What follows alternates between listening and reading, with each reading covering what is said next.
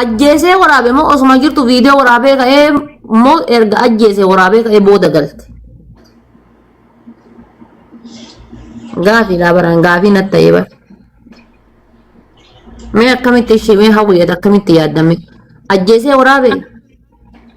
Anguutullee quba hin qabu garuu viidiyoo irraa waraabame waa baasanii ajjeesee ka'ee yoo waraabe duutu yoo waraabe booda deebitee galte moo erguma waraabee ka'ee booda mana madaamiitti deebise.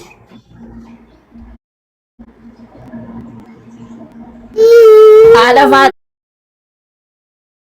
waa si gaafadhu ati. Wanti giddiin kuni shaashuma sana laaleetaniyyuu giddii akka hin taane naa galee beektaa? Wanti giddii bar harka facaastaa shaashiin sirra hin jiru shaashiin sirraa bu'aa kun ikkoo sirriidhumatti qophaa'amee jaayizii godhamaa tuyyuu asii gadi caa godhamee si galee qophaa'amaa ture. Duuteen see akkasii aanamma isii irratti illee duuluuf isii daannee waa jechuudhaaf osoo hin taane gara sitti illee nan fudhatina awwanni isin jechuu barbaade tokkoffaa isiidhaaf illee rabbiin obsaa fi jajjabinna akkasuma maatii isiitiif firoottan isiitti illee haa kennuun jedha. Kalammataa ammoo amma dandeettaniini gaafa bishaan namarraa fuutanii dhugdan tokkoffaa of eeggadha. Lammaffaa gaafa nama tokko bira deemtan nama bira deemtan kan of eeggadha.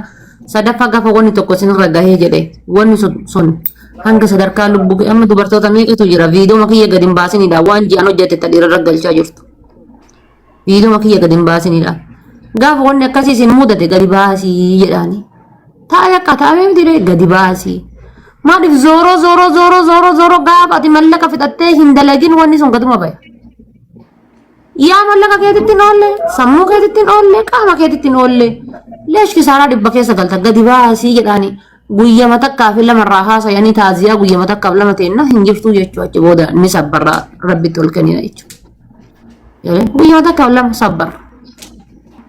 Waa gurraatti diimtuudha badhoodha magaala jedhan ammoo bakki sun takkitti inuu takka bifan tolle rabbuu bare waa beekaaf jala san godhe bara.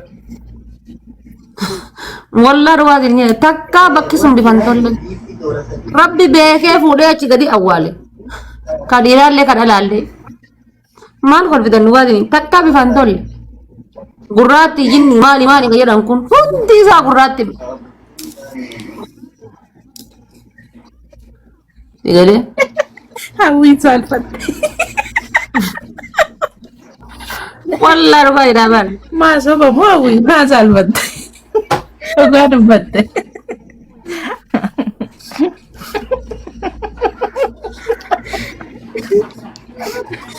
bu'aa taafachin nu dhaseeti maa nu baafta. Wallaa mar eega didda waan rabbi duraanii adda kanarra jirti jedhani beektaa? Duraan adda kanarra jirti rabbi aaree kabalee jennaanitu rabbiin jalaa dhokattu achi jala fuute.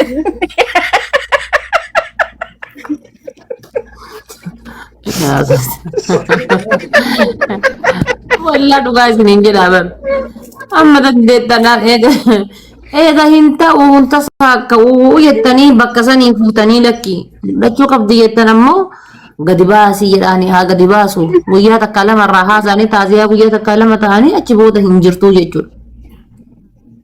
Wannummaan ati osuma gabbartu osoo gabbartu gaafa kaani herreenni oovarii dha'ee akka mana kiraadhaa keessa gasee ari'aniif hin jiru. Waa meeqa sammuutu qabtaati. Guyyaa takka lamarraa haasanii nagaan ta'etti. Sila odawaan wanni sun gabbaatee kan lubbuu nama balleessan taateeti muyayyoo sani asin dura mana mubaarakitti taaziyaa nama 7,800 hin teenne 8,10 hin teenne taaziyaa san sin isisan waa ta'a isiin kun alhamdulillah homaan taane jechuudha.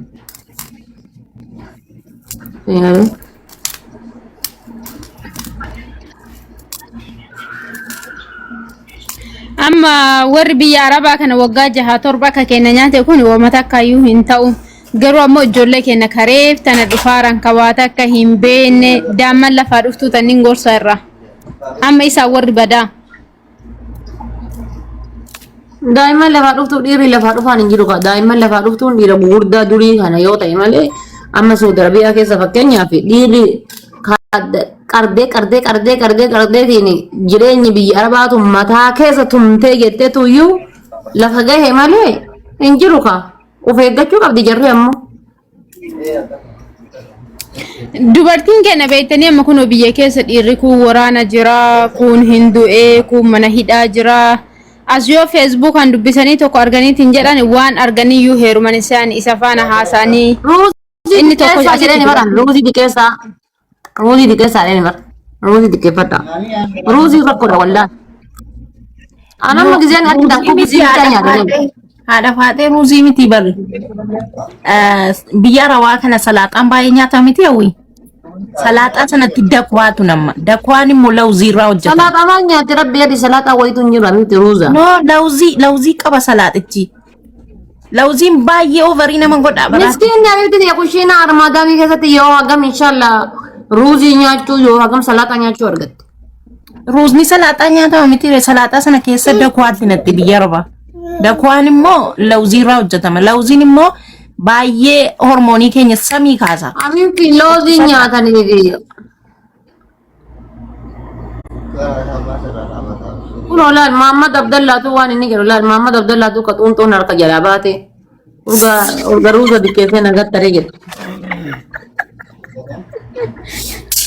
Hayyaa akka doktora dubartoota tokkootitti ruuza dhiibnee maal haa nyaannu ruuza irraa hin jijjiiranna. Ammallee yaal waan tokko waan addaan baaftanii isin beekuu dhabdan safuu gatte naan jedha malee. Gargar gisee battaan birdilimsa keessa gachiiftan. Lubbuu tiyyaan guyyaa tokko doosee argee eebate lubbuu tiyyaan maal uffattee jirta. Rabbumaa jedhee akkasii jaaladhu beektaa. Wallaahi billaahi rabbi ummaa tiyyaan nan galchee. Rabbiin bakka akka baradaanatti haroo busimanii dubartii biraa arginan godhu. Wallaahi billaahi kun rabbiin bakka dhaabadhe kanan na haa gossu. Wallaahi simallee dubartiin takkanatti hin toltu. Wallaahi lubbuutii. Irra faartaa sila osoo waan akkanasi golwaadhu mee achisi rabbi jedhiiti mee ol ka'i mee achi kana gali mee maal uffatteerta rabbi lubbuutii an cannaqamu jira bar. Osuma guyyaamata akkasii argee osoo du'e. Rabbi jedhe guyyaamata akkasii argaa rabbummaa jedhe lubbuu ati barga kana jabatta nan jaalattu badhatte. Wallaahi billaahi si jaalladha rabbi harmeetti yan nan galchine. Miirri akkasii sun miira fedhiiti. Miira fedhii. Fedhiidhaan guutamee guutee asirra mataarra wal gahe. Malee jaalalaa miti sun miirri saasanii miira jaalalaati miti. Wallaahi deema isaa shaaworii seenee osoo bahee yaa'uus billaa sila maal ta'ee ture duratti jedhee gaafata. Maal ta'e sila duratti namitti manna godhatte. Fedhiidhaan guutame. Miira fedhiiti malee na jaalata saniif akkas godhate Muhammad Abdallaa saniif akkas godhate Kadiir Galatoo yoo kayyatu taate yenee naati. Indegana dhalachuu si barbaachisa. Indegana dhalachuu si barbaachisa. Indegana bifa haarayaan. Bifa haarayaan dhalachuu si barbaachisa. Yellam. Jaalalli akkasii jaalala hin jiramtu. Hin jirtu illeeyyuu. Birdilimsii keessatti argee wannummaan inni shookkifatu jira habibti.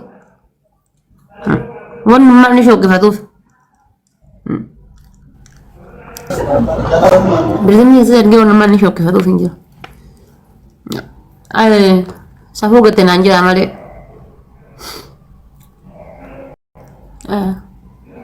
Wallaahi lubbuutii akkatti si jaaladhu wallaahi rabbi kadhee. Lubbuutii yaa.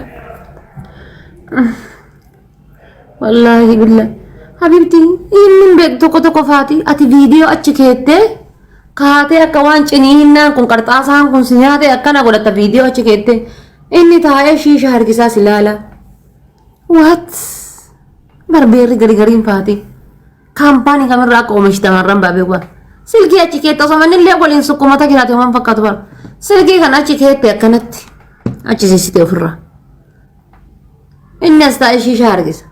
Isin tiyya kaatee dhaabattee akka waan qarxaasaan nyaate akka waan bookeen ciniintee kana qullaa akka garaa haadha harka arabuuteen yookaan akkana taati yookaan akkana taati yookaan akkana taati yookaan of sukkuumti yookaan homasiin godhattu hin beekamu akkana godhatti mala na bashannansiis jedhee na fakkaate shiisha harkisaa jira. Hayi maala bifti qarxaasa si nyaate bookeessa ciniine